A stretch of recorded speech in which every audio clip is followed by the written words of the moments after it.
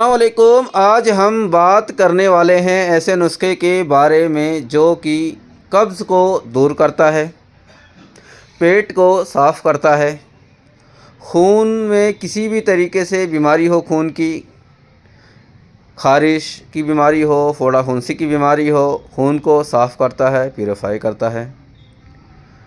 सौदा के सड़ जाने की वजह से सोरासिस की बीमारी होती है, उसमें बहुत ज़बरदस्त काम करता है। खांसी, नज़ला, ज़ुख़ाम में बहुत ही बेहतरीन इसका रिज़ल्ट है। उसकी वजह यह है कि खांसी, नज़ला, ज़ुख़ाम की बहुत ही मशहूर दवाइयाँ गुल बनफ़शा इसके अंदर शामिल किया जा रहा है। गुल बनफ़शा बहुत ही बेहतरीन दवाई है बलगम को निकालने के लिए, दमे की, सांस की। यही कह लीजिए कि महंगी होती है गुल बनफ़शा, चूँकि अच्छा खासा महंगा होता है, 5,000 रुपये किलो तक की गुल बनफ़शा आती है। लेकिन इसके अंदर अगर आप शामिल करते हैं तो बहुत ही अच्छा रिज़ल्ट आएगा सांस की बीमारी के अंदर।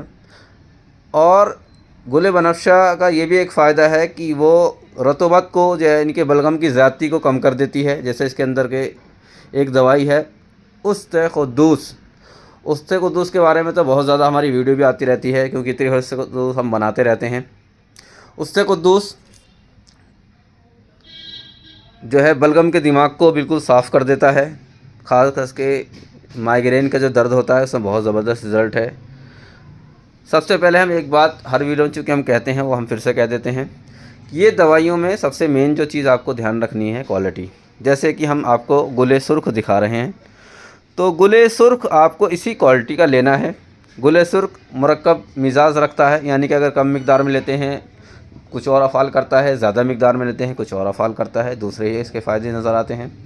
खून की बढ़ी हुई हिद्दत को कम करता है, प्यास को तस्कीन करता है। इसमें बहुत ही ज़बरदस्त एक दवाई है गुल नीलोफ़र। ये समझ लीजिए कि वो शख्स जो दुनिया की दवाइयाँ खा चुका है लेकिन उसके खून की गर्मी नहीं जा रही है, तो वो एक बार ज़रूर आज़माएं, क्योंकि ये हमारा ख़ुद का आज़माया हुआ है।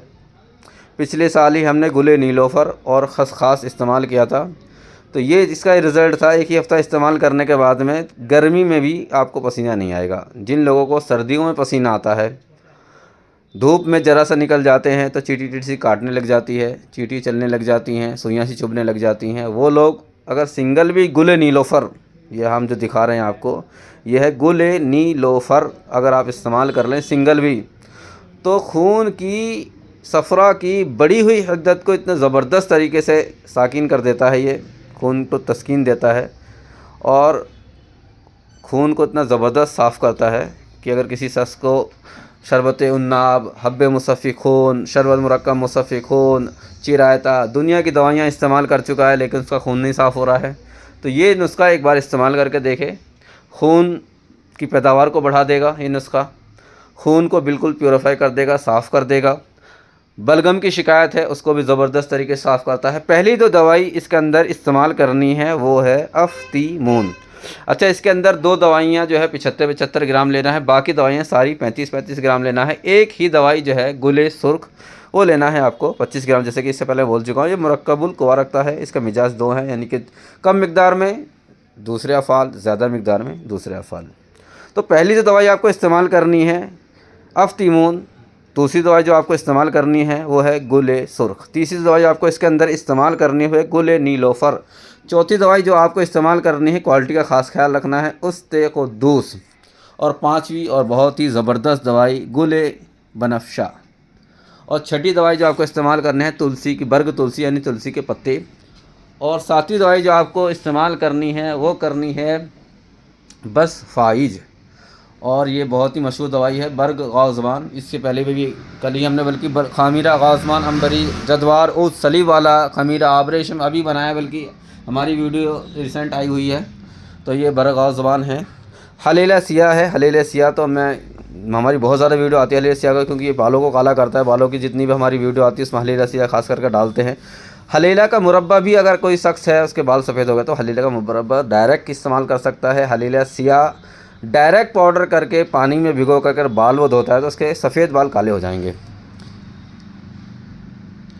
10वीं जो दवाई आपको इसके अंदर इस्तेमाल करनी है वो है तुलसी के बीज, यानी कि आपको बरगी तुलसी और तुख्म तुलसी दोनों ही इस्तेमाल करना है। 11वीं जो दवाई आपको इस्तेमाल करनी है वो है बादरंज बोया, और सबसे आखिरी 12वीं की दवाई जो आपको इस्तेमाल करनी है वो है सना मक्की, क्योंकि सना मक्की पेट को साफ़ करती है, कब्ज़ को दूर करती है। ज़्यादातर जो हम आपको दवाइयाँ दिखा रहे हैं इसके अंदर वो दवाइयाँ हैं जो पेट को साफ़ करती हैं, बलगम को निकालती हैं, जिस्म में बढ़े हुए खून की शिद्दत को, गर्मी को कम करती हैं और जिस्म को ताकत देती हैं, नए खून को पैदा करती हैं। ये दवाइयाँ आपने लेनी है। और हम अब एक बर्तन ले लेंगे, जैसा कि आप देख रहे होंगे हमारा भगोना हमने ले लिया है। इस भगोने को हम तराजू के ऊपर रखेंगे, इस तरीके से हमारा तराजू है, और अब हम सारी दवाइयाँ तोल तोल करके इसके अंदर से डालते जाएंगे।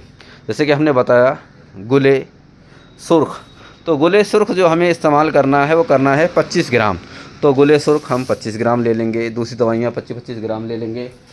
तो ये हमारा 25 ग्राम हो गया है गुले सुर्ख। और दूसरी दवाइयाँ जो हम लेंगे इसके अंदर वो लेंगे 35-35 ग्राम।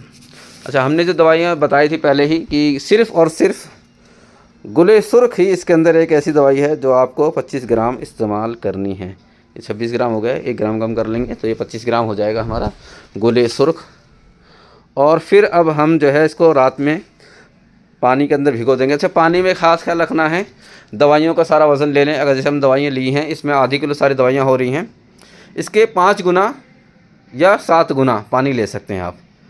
या फिर दूसरा एक पेटेंट है कि दवाइयों को अच्छी तरीके से आप भगोने में डाल कर दबा लें, इतना पानी डालें कि दवाइयाँ अच्छी तरीके से आपकी भीग जाएं, डूब जाएं।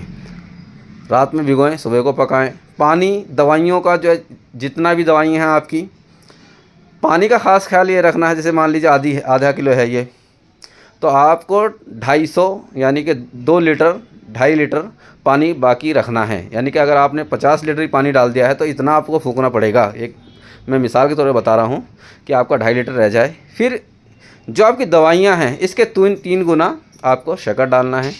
शक्कर को 1 तार का कीवाम बनाना है। अगर शरबत है तो 1 तार का कीवाम बनाना है। आप हाथ पे, मैं बताता भी रहता हूँ कि हाथ पे चेक कर सकते हैं, बिल्कुल बहुत ही आसान तरीका बताता रहता हूँ। मशीनों की किसी भी तरीके से कोई ज़रूरत नहीं है। अगर आप हमारी वीडियो 2-4 भी देख लेते हैं तो इंशाल्लाह अपने घर पर ही दवाई बना सकते हैं। 1 तार का बनाना है, इंशाल्लाह ये आपका 1 साल तक की ख़राब नहीं होगा। अगर आप इस्तेमाल करते हो तो 1 महीने में ये ख़त्म हो जाएगा, ज़ाहिर सी बात है। और जब आपको इसका फ़ायदा आएगा, ख़ास करके वो लोग जिनको नज़ले की शिकायत रहती है, जिनको बलगम की शिकायत रहती है, सांस फूलती है, चूँकि दमे की जो बीमारी है एक ऐसी बीमारी है जिसमें यूनानी में या एलोपैथ में बहुत ही कम दवाइयाँ हैं। तो ये नुस्खा आप इस्तेमाल करें, दमे में बहुत ज़बरदस्त काम करता है, क्योंकि बलगम को साफ़ कर देता है। तो ज़बरदस्त इसका रिज़ल्ट आता है। सांस जो फूलती है, सांस लेने में दिक्कत होती है, वो परेशानी ख़त्म हो जाती है। अब सारी दवाइयाँ हम ले लेंगे, पानी में भिगो देंगे और फिर इंशाल्लाह पकाते वक्त आपको दिखाएंगे। फिर मिलेंगे अगली वीडियो में, तब तक के लिए अस्सलाम वालेकुम।